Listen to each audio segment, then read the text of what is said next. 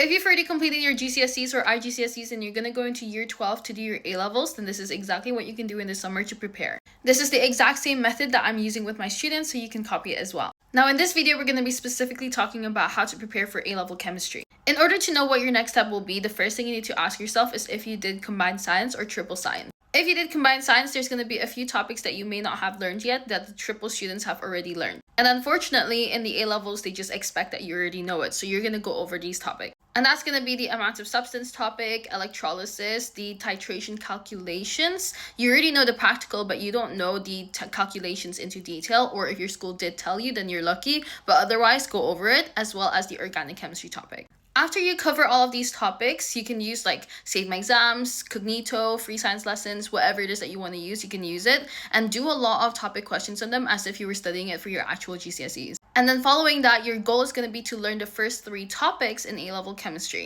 And that's going to be your atomic structure, your amount of substance, and bonding. If you have a bit more time, then you should also go over Introduction to Chemistry, as well as the alkanes and alkenes. The goal here is to be ahead of your class by at least 2 months, and that's going to help you to prepare a lot and understand a lot, because trust me, as soon as you get in, there's going to be so many things that are new. And also in a lot of the schools, you have 2 teachers for chemistry, and they usually split it up into the physical chemistry and the organic chemistry, so it goes in like double speed. And trust me, it is so easy to get left behind in A-level chemistry. So by putting yourself ahead, you will understand everything so much more because you'll go over it again. And also it lets you to go ahead as well on the other topic. But yeah, that's the basics of it. Aside from that, let me know if you have any questions. Bye.